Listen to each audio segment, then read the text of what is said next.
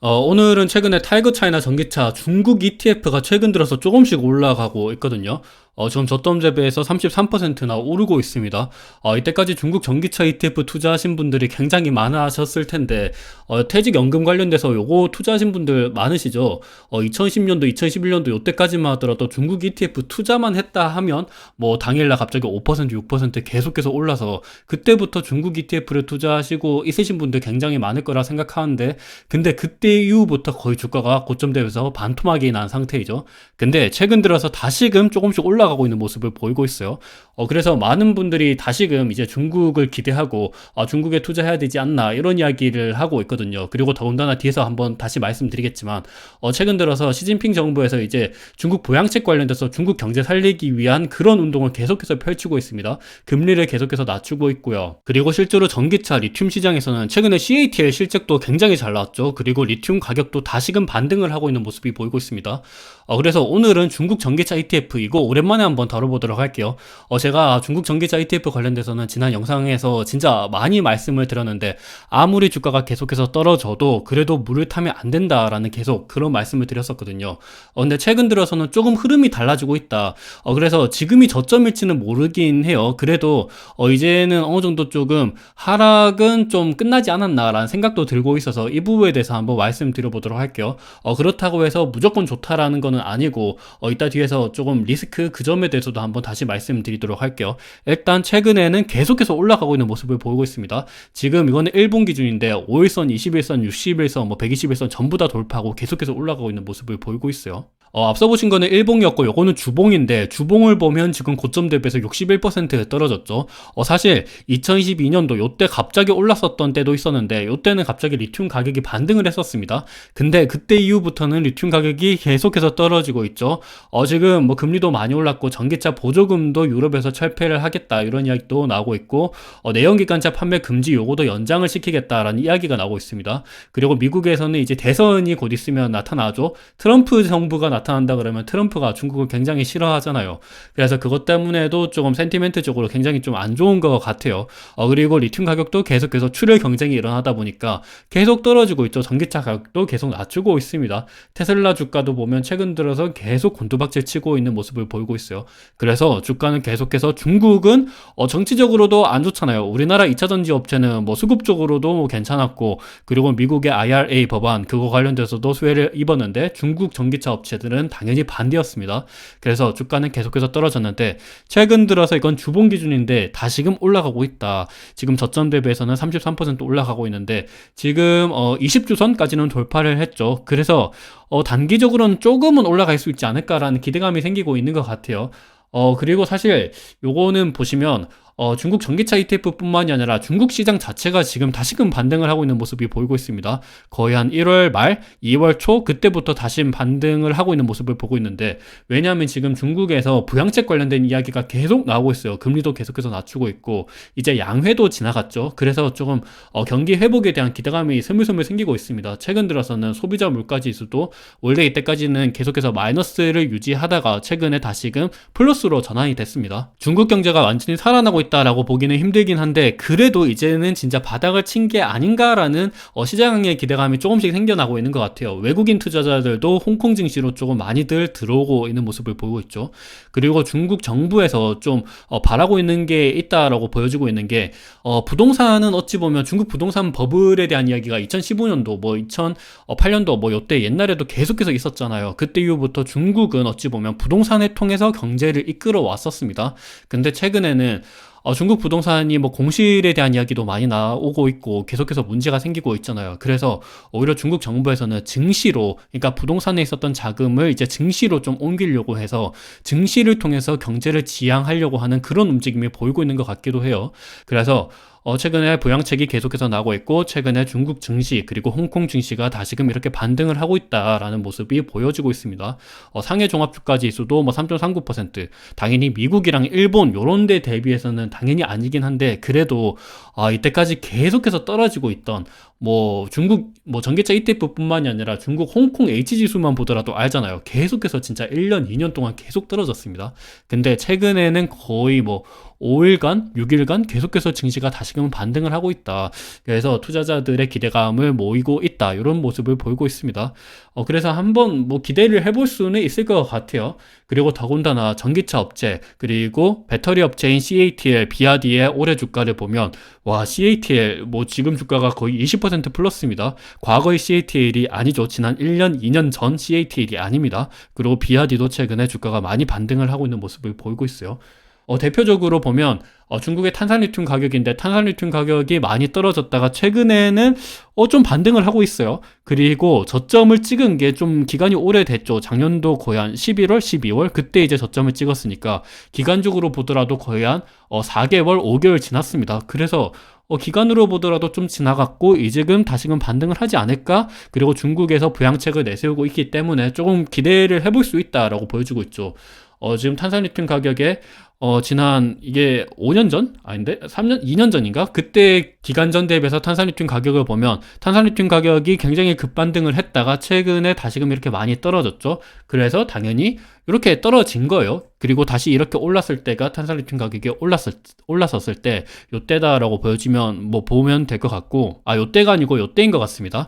여튼 최근에 탄산리튬 가격이 다시금 조금씩 반등을 하고 있다. 근데 이게 얼마만큼 반등을 할지는 솔직히 잘 모르겠긴 해요. 미국의 금리 자체가 워낙 높기도 하고 테슬라 같은 경우도 좀 안 좋고 그리고 유럽에서도 지금 전기차 판매 둔화에 대한 이야기가 나오고 있고 그리고 유럽 의회에서 이제 내연기관차 판매 금지 연장에 대한 이야기도 나오고 있으니만큼 조금은 센티멘트 쪽으로 산업 쪽으로 좀 안 좋을 수도 있긴 한데 중국 자체 시장적으로는 조금 괜찮을 수 있지 않을까. 이때까지 많이 하락을 하던 게 이제 진짜 바닥을 친 게 아닌가라는 기대감이 조금씩 생기고 있는 것 같습니다. 그래서 이 부분을 한번 보시면 좋을 것 같고 그리고 보시면 중국의 지금 리튬 업체인 텐치리튬, 간펑리튬 같은 경우도 최근 주가가 지금 1년 전 주가 대비해서 주가가 많이 떨어졌다가 최근에는 다시금 옆으로 횡보하거나 좀 올라가려고 하는 움직임이 보이고 있어요. 당연히 리튬 가격이 반등을 하기 때문인데요.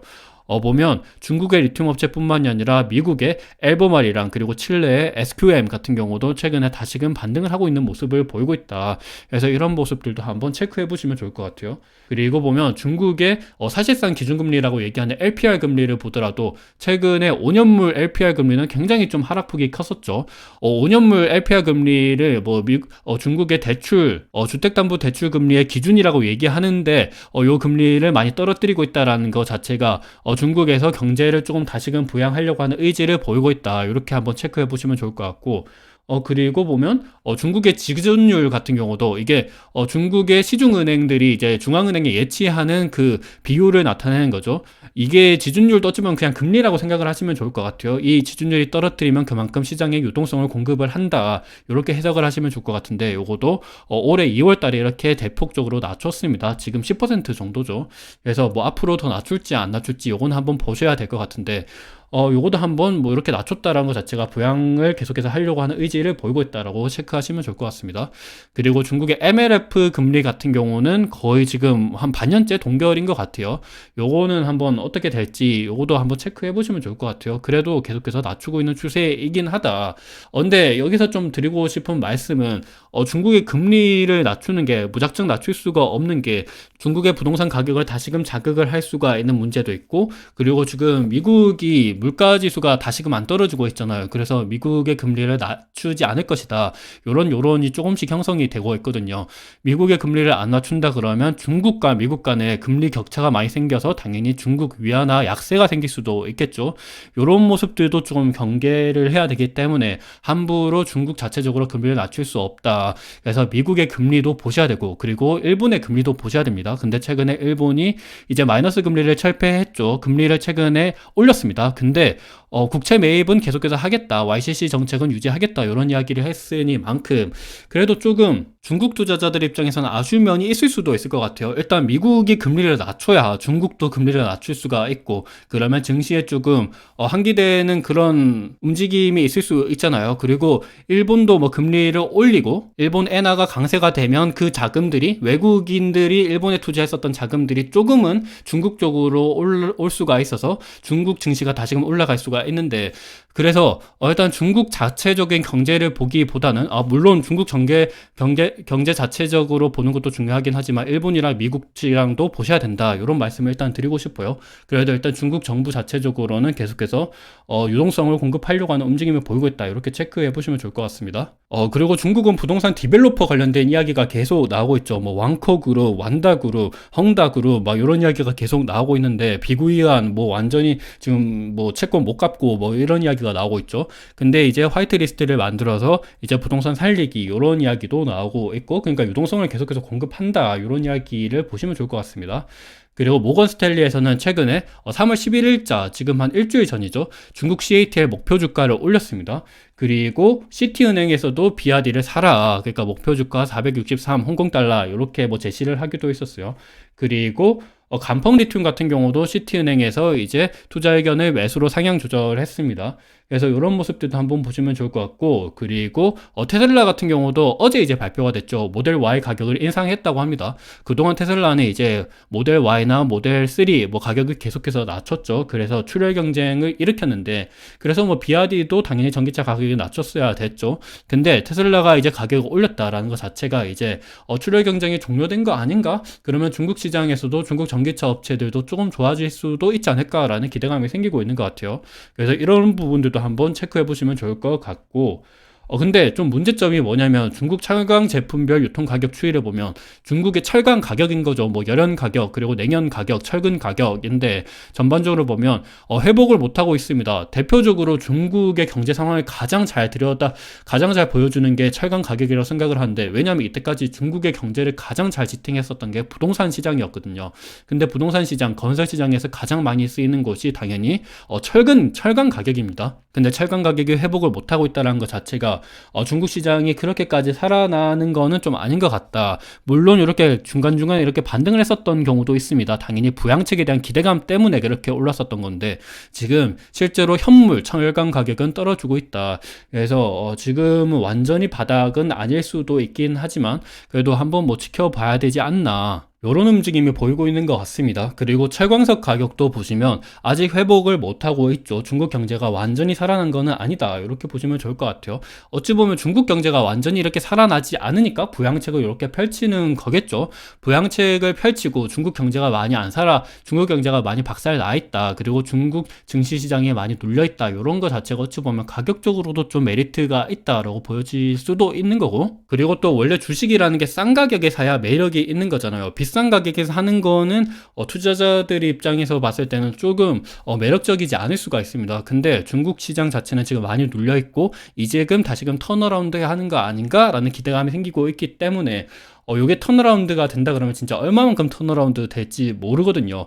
홍콩 H지수 ELS 사태에서 그거를 보더라도 증시가 진짜 많이 눌려 있었기 때문에 요게 반등을 한다 그러면 좀 많이 단기적으로는 반등을 할 수가 있습니다. 그래서 실제로 지금 중국 뭐 항생테크 ETF, 그리고 중국 차이나 CSI 300 ETF 이런 쪽으로 들어가시는 분들도 굉장히 많아요. 그래서 그분들을 위해서 조금 뭐 이런 식으로 한번 말씀드려보고 있습니다. 근데 좀 뭐 리스크도 한번 말씀을 드려야 되겠죠. 중국 외국인 직접 투자, 이게 FDI라고 하는 건데, Foreign Direct Investment라고 하는 이제 전년 동기 대비 증가율을 나타낸 거예요. 근데 아직까지 외국인들이 중국으로 직접 투자하는 그 금액 자체는 아직까지 마이너스인 상태입니다. 이게 완전히 돌아서지는 않고 있어요. 아무래도 미중 갈등, 정치적인 영향이 가장 큰 것 같습니다. 중국 정부를 신뢰하지 않는 모습, 그게 가장 크지 않을까라고 생각이 들고 있어요.